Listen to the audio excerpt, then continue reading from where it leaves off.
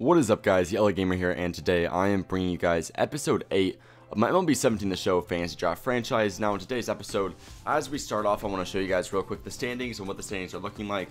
You see we're currently about 4 games, it looks like, out of our division, and we're about 2 games out of the wildcard spot. We will have Carlos Martinez on the mound. I know I showed him pitching just a couple of episodes ago, but I really wanted to pitch with him one more time. I just kind of have this urge to pitch with him, and obviously he was the best pitcher that we had on the mound because he's our ace, and it was against our current division rival, which is the Minnesota Twins, who are leading the AL Central, as you saw, by about 4 games. So it was kind of one of those games that I felt obligated to play, because obviously we're fighting for that divisional spot. We're fighting for the playoffs. We were looking pretty bad to begin the year. In fact, if you looked at our standings towards the beginning of the year, you would assume that we weren't actually going to be a playoff team. But that trade for Kris Bryant is really what gave us the opportunity to be here, and really what gave us a chance to actually make a push for a playoff spot. Now, if we make the playoffs, I'm pretty confident in our abilities, or in our team's ability, because once we hit the playoffs, I'm going to try to start playing every game. And so far, I've been playing every game. I've been winning most of them. So at that pace, I have to assume that if we make the playoffs, we have a pretty good chance of going pretty far. So actually, if you look right here, it looks like we would be 3.5 games. No, we'd be 4 games out. We got 4 less wins, 4 more losses. Obviously, we have a 3-game series against them right now. This will be game 1 of the series, so hopefully we win this first game, drop it down to 3 games, and once we send the next 2, if we happen to pull away with a sweep, we'd be looking to only be 1 game behind this Minnesota Twins team. So they have Michael Wacha on the mound. Here's a quick little look at his statistics on the year. He's 9-2, with I believe that's like a low 3 ERA, so he's obviously a little bit of a challenge coming into this game. He's been having a pretty great season, and by most standards, he would be a Cy Young at least candidate. The ERA might actually discredit him for actually earning that award. But we're trying to come out here and kind of get on the boards early, try to get in his mentality a little bit, and try to make him think that you can't just go at us and expect good results. So we're obviously, with our 2 star hitters to lead off the lineup with Trey Turner and D. Gordon, we get back-to-back hits to put us at first and third, with an opportunity for Kris Bryant to drive at least one of them home. However, he will not be the one driving home the first run, as it will actually be Michael Wacha's inability to throw an accurate pitch, I guess you could say. And that wild curveball will get away from the catcher, allowing us to get the first run of the game. Now, I actually end up showing you guys this whole entire clip because the very next pitch kind of follows up everything that happened. So you see that wild pitch once again. We now have a runner on second. It's a 2-2 count. Kris Bryant trying to knock home a run. We're currently already up 1-0, but Kris Bryant says to himself, no, why not make it 2-0? Not going to single back up the middle. Good enough, obviously, for a speedster like D. Gordon to get all the way around to score. Not even going to test him with a throw. That's the beneficial thing with having intense speed. It gives you a lot of benefits when it comes to them actually being able to get hits. And D. Gordon and Trey Turner are both phenomenal hitters as well. So the fact that they can get on base and then utilize that speed to their advantage definitely ends up helping our team. So right here, still currently 0 outs. You see right here, we're actually going to get our first out of the inning with Jock Peterson kind of getting a full swing bunt a little bit. He's going to get thrown out first. But we're going to move the runners over to second and third. And because of that, on this next swing by Miguel Sano, where he grounds out to third base and gets thrown out. Actually, no, that's not Miguel Sano. Miguel Sano, I don't think, is he on this team? No, Miguel Sano's not on this team. I don't know what I was saying.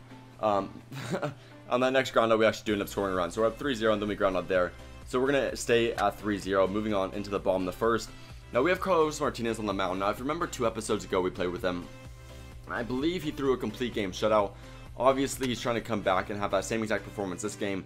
It's a lot to live up to, but obviously, he is our ace for a reason. We have a lot of expectations out of him. But right here, they are going to get their first hit in the game in just the second half out of the game, which will be a double.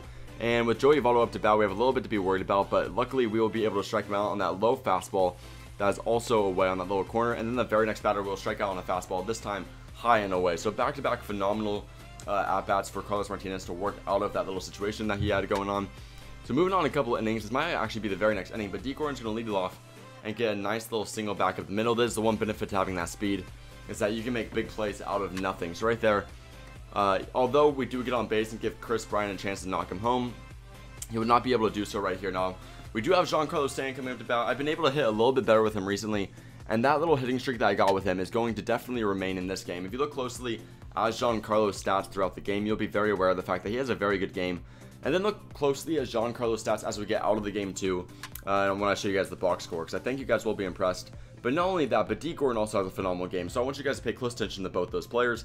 Regardless of any of that, though, we will score our 4th run in the game right there on a fielder's choice. But sadly, that will be the only run of the inning. As right here, Chris Carter actually strikes out on a fastball high and away. Once again, though, starting off another series of at-bats, this time once again with D. Gordon. It seems like every single inning we started with D. Gordon, seemed to work out for us. This time, you see him showing off that speed. He is wheeling it all the way over to third. I don't even know if he had a dive. That's just how fast D. Gordon is. And if you look, the league leaders, we have 3 of the main guys leading the league in triples. We currently have the team lead for triples in the whole entire league, and I think we're pretty high up there in stolen bases as well. But either way, Giancarlo with another big hit, this one down the third base line. Good enough to once again knock home another RBI for him, and of course it will be D. Gordon because both of them, that's the benefit with having 2 guys having amazing days. If they're having amazing days and they bat back-to-back in the batting lineup, you're guaranteed to have at least a few runs because they'll just knock each other home, you know what I mean? Sadly though, I believe that will be the only run of the inning, as right here we're going to file with Jock Peterson, giving us still a 5-0 lead. So you might be wondering, why aren't we showing any at-bats of the Twins? And that's because at this point, I think they only had 2 hits on the whole entire game. Carlos Martinez, if anything, actually outperformed himself from the last episode, once again coming out here and remaining basically scoreless in the last 2 games. So right here we're going to be pretty aggressive on the base pass. We're now at second and third, I believe, with a chance for Chris Bryant, this looks like, to knock him a couple of runs, and he will be able to capitalize. Another shot down the third base line. He is obviously going to turn around first base and go for that double, but the runners on second and third will happen to score off that hit, and we will go up, I believe, yes, 7-0. But like I said, Giancarlo was not done. He's going to have basically an identical hit to Chris Bryant. He's going to remain at first, so he's a little bit slower, and he didn't get quite the benefit of the role that Chris Bryant got. But regardless of that, still an 8-0 lead. We now have Jock Peterson coming up to bat. We try to twist and go a little bit inside out with that ball, but sadly, he does end up flying out a little bit too shallow. I mean, Jock Peterson has that power, but he also strikes out and doesn't get a whole lot of hits. I didn't really expect him to be an average type of guy. But right here, Chris Carter coming up. You know he's having a phenomenal season for us. I've made sure to emphasize the fact that Carter's been awesome for us, but a very weird series of base running decisions result in Giancarlo only being able to make it to third base, not coming around to score. I actually did not think that that ball would have been a hit. I thought the right fielder was going to catch it, so that's why primarily I made that weird fielding decision. But we actually will score regardless because Joe Mauer will get ground out there that will score Giancarlo from third, and we will move Chris Carter to third following that. But sadly, we'll have no chance to score him as Mike Zunino will strike out there on a low outside 2-seamer, I believe that was. But moving on, Giancarlo right here, he sees that they're pulling off the little righty switch that they're doing. They have a little shift where they had all the runners or all the fielders on the left side of the field. So he's actually going to pull one to opposite field and get an easy double right there. Maybe not easy. He had to make that nice little slide. But regardless, a very nice swing from Giancarlo. Not nicely followed up though by Jock Peterson. Is right here. He's going to pop out once again. Not a very great game for Jock Peterson as a whole. But regardless, Chris Carter's coming up to bat right here, trying to knock home a run. And you see right here, he's going to drill one into left field. I'm not going to actually go home with Giancarlo. We have a pretty big lead, and we've been hitting the ball very well. So I believe in the rest of our lineup to knock home a few more runs. And luckily, they do exactly that. Right here, with a nice swing back with the middle, I believe this is Joe Mauer. We'll be able to run out that infield single off the pitcher's arm.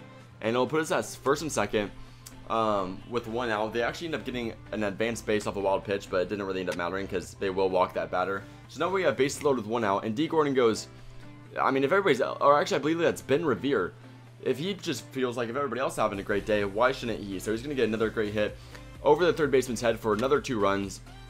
Sadly, however, that will be the end of the run scoring performance. But I don't even know if you would consider that a sad situation. Because you see right here, we could score more runs. Or second and third with 2 outs. But we don't happen to do that as D. Gordon tries to flip one into shallow left field. But he is unsuccessful. But we're up 12-0. So is it really much of a concern? Probably not. Either way, Carlos Martinez is going to strike out the first batter with a high inside fastball. And I know I could have given Carlos Martinez a chance to get that complete game shutout, but I didn't. To be honest, he was at about 103 pitches. His energy was low. His velocity on his pitches were very slow. And with an obvious win coming out of this game, I cared more about making sure that he stayed healthy than getting the complete game shutout. But either way, look closely at the stats. A few of our guys had phenomenal games, and I hope you guys enjoy. If you guys did, please click that like button below. Make sure to comment your opinion of the series and what I could do to make it more interesting in the comment section below. And lastly, subscribe if you haven't already to stay tuned to this series and other series I got going on my channel. Thank you guys so much for watching, and I'll see you guys next time. Peace out.